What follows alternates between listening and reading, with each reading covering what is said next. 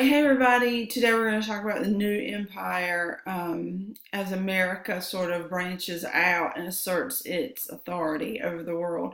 So we're going to discuss as our essential question, does the need for self-defense give us the right to interfere in the affairs of Latin America and other countries around the world?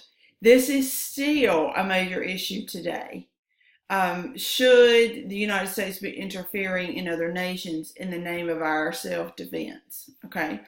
All right. So we'll come back to that in a minute. So after the Spanish-American War, which we fought yesterday, the Platt Amendment is going to take effect. So make sure you know Platt Amendment. After the war, this comes into effect between us and Cuba. It says it will be repealed in 1934, so it does not exist today. But at the time it said, is basically asserting our authority over Cuba. It says Cuba cannot make a treaty with another nation. So we're not allowing Cuba to make deals with other people. Cuba had to allow us to buy a U.S. naval base there. And we know this as Guantanamo Bay. Many people shorten that and say Gitmo. I would write that on my paper. There's been a lot of controversy about closing Guantanamo Bay. It's where we hold a lot of terrorists during the Iraq and Afghan war. But anyway, that's Guantanamo Bay. We still do have that base, even though the rest of this is not in effect today. That's how we get the base, is through the Platt Amendment. And Cuba could not build up excessive debt because we didn't want other countries coming in trying to take back their money, and the U.S. held the right to intervene in Cuba in order to keep order. So basically, Platt just says we're asserting our authority over Cuba, and they have to give us a naval base. It says what to do with the Philippines. So this is still an issue. Let me show you a couple of pictures before I get there. This is the Platt Amendment, and a great example of, you see Uncle Sam standing over Cuba, and with the sword and everything, the flag and the sword, and, we are now the protectors of Cuba against everyone else, any other insurgents want to take it over. Okay, so the Philippines, led by Emilio Aguinaldo, the Philippine people are not happy about America being in their country, and they start a war with us called the Philippine-American War, which you may have never even heard of. It lasts 3 years. So Emilio Aguinaldo, who at first supported us, now turns on us and wants us out of his country, which, can you blame him, and starts the Philippine-American War. Aguinaldo is captured. The war ends in American victory. We solely own the Philippines until 1946, where we give them back their freedom. Here is Emilio Aguinaldo. So he's Filipino. Okay, not Cuban, Filipino, in the Philippines, okay, which is in Asia, all right. Then we have China, which is the sphere of influence. China has territories that would lease to other countries for development, and the best way for me to explain that is to show you this picture here, where basically China, here's China, is saying to people that they can just take these areas, like I've just got here, Russia, Japan, Germany, Britain, France, can lease out territory and take natural resources, kind of like having colonies in a way that the British did to us, but basically they can come in these countries and just take resources, drill, whatever they want to do, and send these resources back to their home country. Well, notice America's not down here. We don't have any of this territory in China that we can take resources. And we cry and whine, and we say, well, this is not fair. Basically the United States should have access to China as well. And so you have Secretary of State John Hay, who supports an open door policy, okay? So open door, and this is where all countries should be allowed to come into America. So that's the open door policy. So a lot of countries are coming in now with the open door. I can show you a picture of that. See, here, China is always depicted as the dragon, the sleeping dragon. by the way. And you see all these other countries. Russia is always the bear. Germany here looks like a vulture to me. But anyway, notice America is back in the background, the eagle.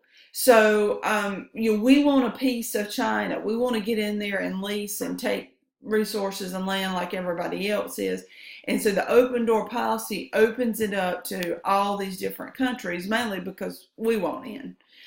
So all these countries coming in, we have Christian missionaries that go into China when China opens up to us. And there are people in China who do not like this.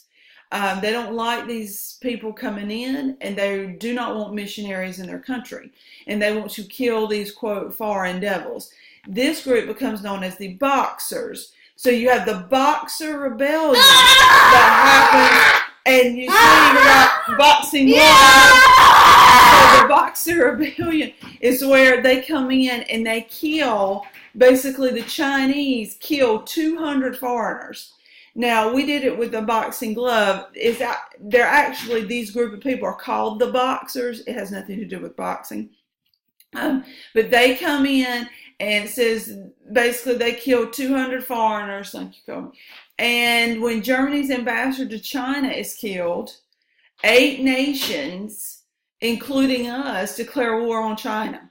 So when Germany's ambassador dies in this Boxer Rebellion, because the Chinese do not like the missionaries coming into China, then 8 nations declare war on China. Upon winning this war, these countries decide, big deal, okay, that it greatly affects us today, not to break China up into colonies. I showed you this picture where the open door, no, not that one, sphere of influence, where it kind of looks like that these nations are going to be colonizing China. So like Russia would take this part, Japan would take this part, France would take this part. They had that opportunity, but they decided not to do that, to leave China as one whole sovereign nation. And if they had broken it up, our world would be very different today, as China owns most of our debt, and everything sold here is Chinese. So anyway, I just thought you would find that interesting. Here is a picture of the Boxer Rebellion, and it's basically where all these countries are coming in, and the Chinese don't like it, and they attack these different countries. Okay, Boxer Rebellion. Okay, and then we have Theodore Roosevelt. So Theodore Roosevelt is, after McKinley wins re-election in 1901, he is assassinated by an anarchist. This is the first assassination of a president we have in American too. Of course, Lincoln was assassinated prior to this, but that was in our American 1 course. So McKinley's going to be shot by someone against the government. He dies. His vice president then, as you know, steps up into being president, and that would be Theodore Roosevelt. He becomes the 26th U.S. president. He's very young. He's 42 years old, Republican war hero. Okay, so he comes in and he says, a little bit like Donald Trump says, we're going to have a major U.S. military presence around the whole world, and we're going to put our stamp on this world and let people know that we are out there. So Roosevelt believed if America's presence was throughout the world, nations would think twice about coming in, okay? So he believed basically that you speak softly, and I want to show you a picture of this. He says, speak softly and carry a big stick, you will go far, and that's Theodore Roosevelt. And then there's also another one, which I'll show you in a second. But he thought his famous motto is, around the world, speak softly and carry a big stick. Okay? So that's what he's going to do. He's going to say, if a country is not doing the right thing, then we should take our big stick and beat them up, right? We should scare them. And just even like you showing up with this would scare us into submission if we're some foreign nation. And if we don't listen, yes, then they would attack us.